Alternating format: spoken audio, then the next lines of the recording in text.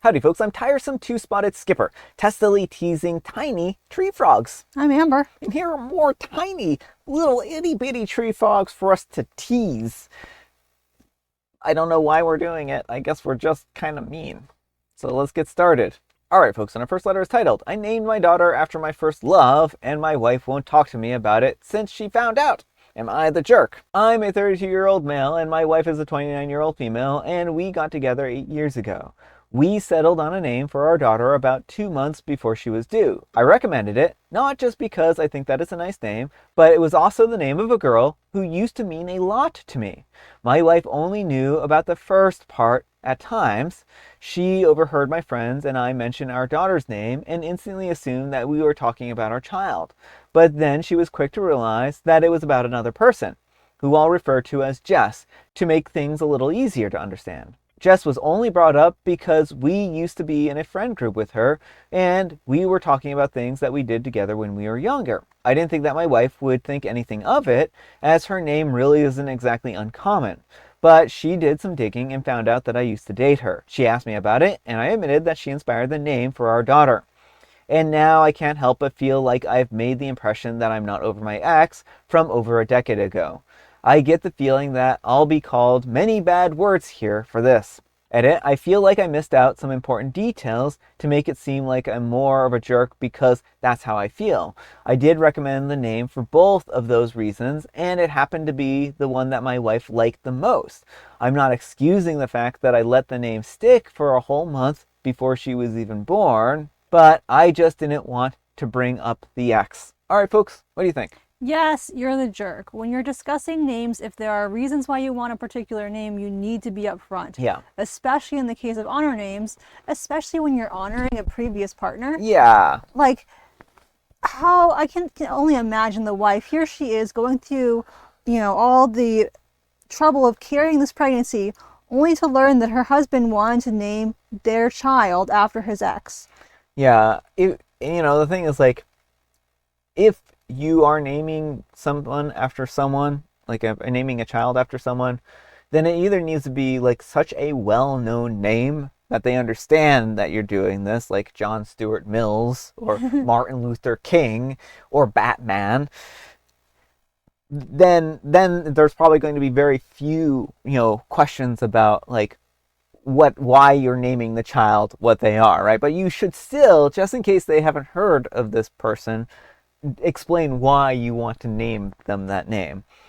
What I think OP did here, I don't know, I don't think that they did this maliciously from the way that they're saying this in the post, but I think they exercised tremendously poor judgment.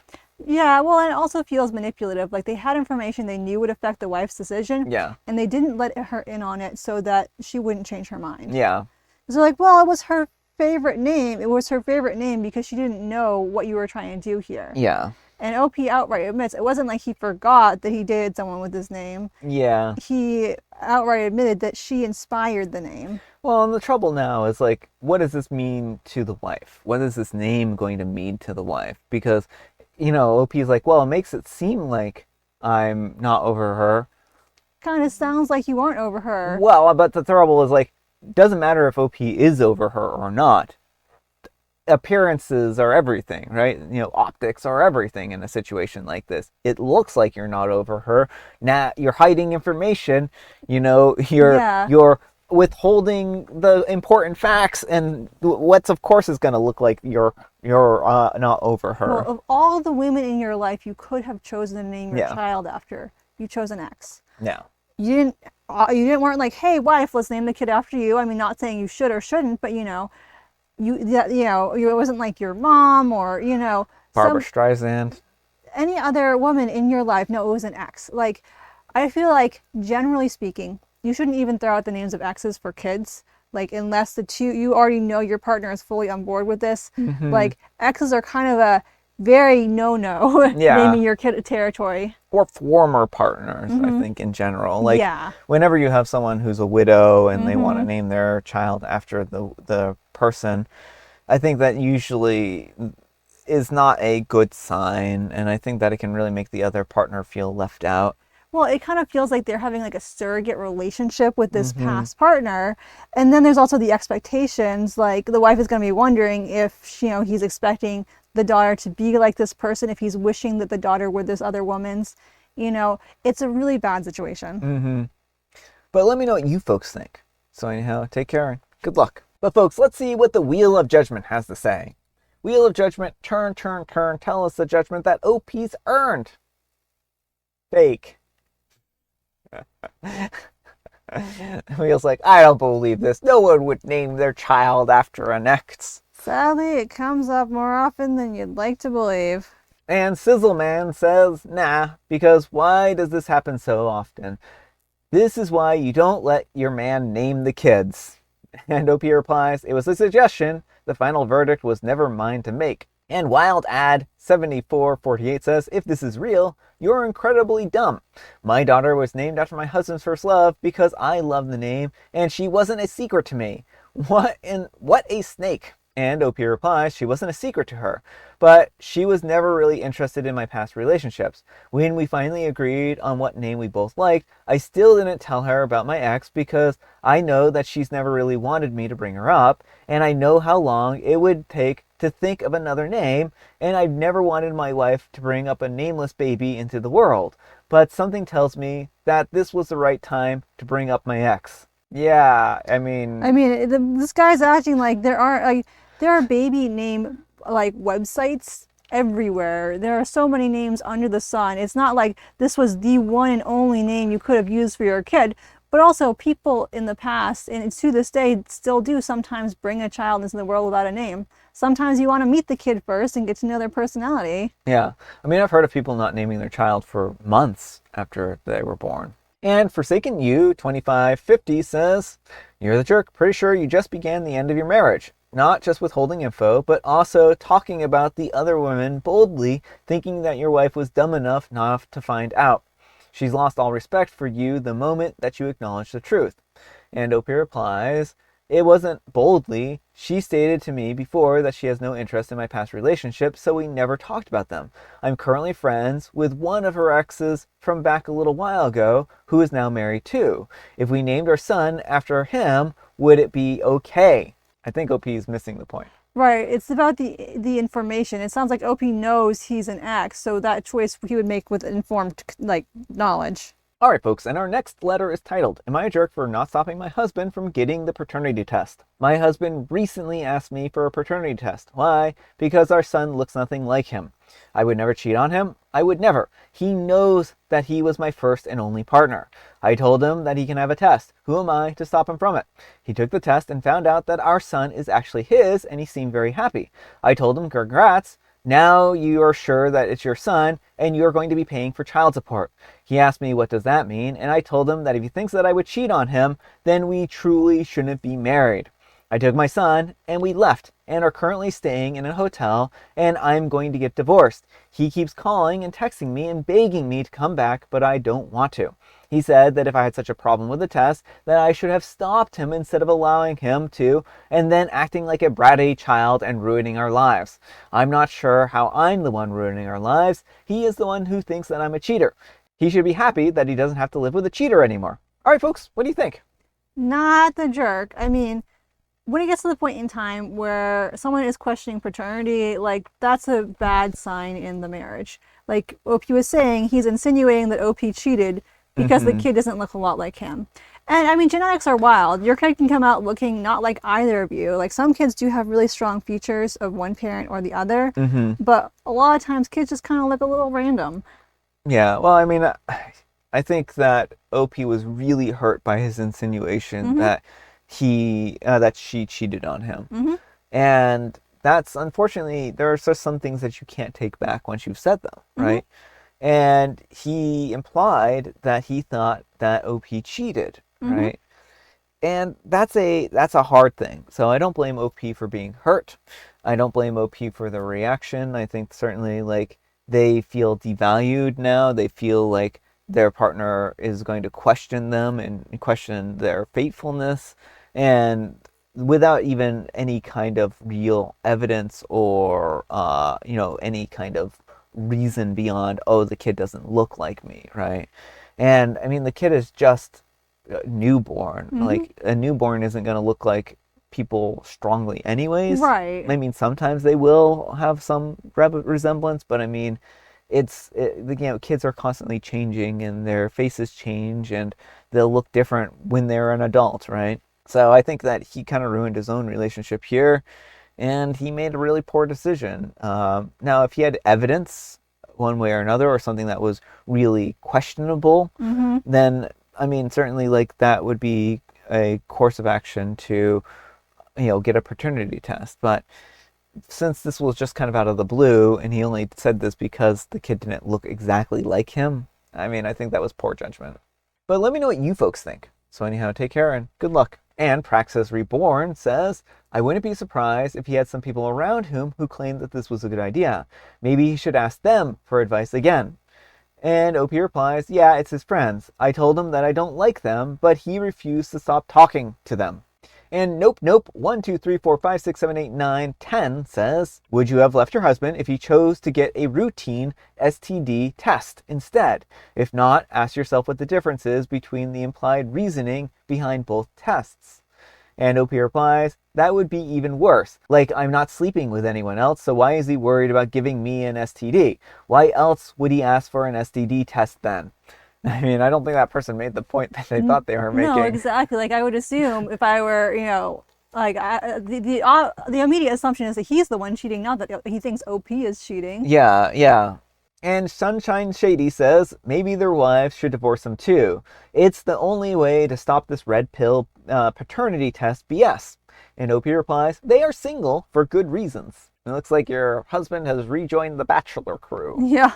Well, and that, I mean, actually really brings up an important thing is, like, if your partner is trusting random speculations from their friends over your own word, like, that is a very bad sign. Yeah. All right, folks, and our next letter is titled, Am I a Jerk for Helping My Daughter's Friend with Her Period? Throw away so that doesn't link to my main. I'm a 35-year-old male, and my daughter's friend, both 16, was over this weekend. They were just doing homework, playing games, and stuff like that. My daughter came down and said that our friend had an accident.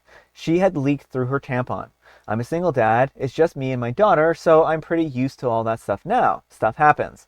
I went upstairs and I asked her if she was okay, if she wanted to lift home or anything like that. She said that her mom was out for the day and wasn't answering the phone, so there wouldn't be anyone home. So I offered for her to have a shower, jump in some of my daughter's clothes, and I would try to clean up the trousers as best as I could. They were some pale pink workout type trousers. And she said yes. So my daughter got her all of the stuff stepped up for showering and brought her trousers to me so that I could rinse and stain remove them before a quick wash. They stayed upstairs. I called my daughter down when they were dry to bring them up. My daughter's friend stayed for an hour or so more and then went home. I didn't think anything of it until my daughter came home today. Apparently her friend isn't allowed round anymore. That touching her period-stained clothes is acting like a predator. Her mom was furious, and her dad wants to, quote-unquote, talk to me. So obviously, I've ruined my daughter's life, and she's mad at me. Got some angry parents for what I thought was a pretty standard thing to do. If I was a woman, not a man, would they have had this issue? Doubtful. I could have just ignored it all, but I thought that I was being helpful, but now I'm like, should I have just left it to her? Am I the jerk? Edit/update. Just answer a few basic things that have been said and asked a lot. I'm in the UK and I washed her trousers, pants. I did not touch, ask about, see, acknowledge, or anything else about her underwear. If she had said no to any of it, shower, cleaning clothes, etc., I would have just given her something to cover it up with and pretended nothing had happened. I don't know about the key situation, but I've never known her to be home alone. The girls are normally at my house on a weekend or out shopping/coffee or whatever else. They don't hang out at hers, and it's not an issue to me. I wrote my number down on a piece of paper for her to give her friend at school today for her parents. I've also spent the morning on the phone with a non-urgent police number to get my ducks in a row, just in case. Thanks to the person who said that. I gave my number as wanting to talk probably doesn't mean words in person. Plus, get a written record if we message instead of call. Forgot the other things I keep saying. Couldn't she have done it herself? Yeah, if she had wanted to, but I've brought up my daughter as there's no shame in asking for help, and I will if I can. And in this time, She asked for my help, and I offered, and I did it. I've known the girls for years. She wasn't like embarrassed. She was ashamed. This was sad to see. So offer was given, offer accepted, and I cracked on. Done. But if she had just wanted to clean up her own trousers, I would have just sent the stain stuff up for her. Kids are kids, even when grown. They still need help.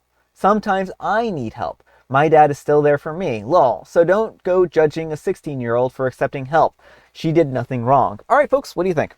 Absolutely not the jerk. I mean, what did the parents want to have happen? For her to just like sit around in bloody clothes until they got home? I guess so. Like, Ruin her pants? yeah, like it is really embarrassing, especially as a teenager to bleed through your clothes. Not that it should be, it's a normal like thing, but there's so much societal stigma. And then it's not even fun to sit around in bloody clothes. And if they're pale pink, like forever stained if you don't get that stain immediately. So I think OP was just being helpful, and it's really gross that her parents are turning this into something it's not. Well, the fact is that OP has known these girls for years and never has done anything and never had any kind of indicator that they are a predator or anything like that, right? And certainly, like, I understand the parents' concern to some degree if they don't understand the full extent of if they think that he was like, had her panties or other things like that too. I mean, I could understand this being a little bit of a maybe, hey, can we sit down and talk about this just so that we can be on the same page, right? But for them to immediately jump to this conclusion, I mean, I don't think that was necessarily helpful in this particular case. But again, like, there are a lot of guys who are very creepy and stuff like that, and unfortunately, it can be a difficult thing to navigate in that respect. So, well, but as long as they were given a true account of events, I don't see anything in there that would raise red flags. It sounds like she showered independently, and the daughter did all the handing to her of clean clothes and everything. And so the only thing he did in this process was wash her pants. Well, and I mean, again, like, I agree with you. If the account that they got was that, then there shouldn't be any problem with this. But if they have jumped to conclusions or any number of things, didn't allow the daughter a chance to actually say what happened, then, I mean, like, because she could have come home with wet hair, and they were like, why do you have wet hair? What happened? And she could have just been like, oh, yeah, I bled through, and, he washed my pants for me or something like that, without getting a whole lot of details, and then being like, what in the world is going on type of thing, right? So, I think that OP isn't wrong. I think that if OP takes the time to talk to them, hopefully they'll listen, because they've been, he's been friends, or his daughter's been friends with this girl for years, and it sounds like they spent a lot of time at his house, and it would be unfortunate for that relationship to end over something like this. But yeah. But let me know what you folks think. So anyhow, take care and good luck. All right, folks, it is tea time. Grab your beverages of choice. I've got some tea right here, and Amber, she has a joke. Why shouldn't you compete against kangaroo? Well, you shouldn't compete against a kangaroo because kangaroos are dirty cheaters. They'll cheat at anything. They'll cheat at jumping competitions, at boxing competitions. They'll hit you below the belt. They'll wrestle you and you weren't even expecting to go into a wrestling match. And then they'll pin you down and they'll say they won, even though you didn't really want to wrestle them in that moment. You weren't ready to wrestle them, and they just kind of took advantage of the situation, the element of surprise. So yeah, kangaroos are dirty cheaters. I'm going to say it. I know that's controversial, but yeah, that's why you shouldn't. Because they'll be leaps and bounds ahead of you. Only because they cheat. This is not fair. I know they cheated. I saw them cheat. It's not right. Not that I have any personal experience with any of this. And today is Jump Over Things Day and National Food Faces Day. Ooh, so go find yourself something to jump over, preferably a kangaroo. And make faces in your food. And make faces in your food. Go find yourself a whole pile of mashed potatoes, stuff your face into it, and that way you have a mashed potato cast of your face. Ugh, this sounds so gross. And I have the special guest tea, some matcha. I don't know why jumping over a kangaroo is gross. I was talking about putting your face on potatoes. I wouldn't recommend jumping over kangaroos either, but yeah, because they're cheaters. All right, folks, that's all the time we have for today. Thank you so much for watching. Happy special Sunday, folks. Super special Sunday, folks. Amber, we need some kind of moral advice and or guidance. And please have it in the form of being a good dad or bad dad. A good dad will help their children and friends in their time of need. And a bad dad will go around asking for paternity tests and naming their children after their exes. But thanks so much for watching, and we'll see you all tomorrow. Bye.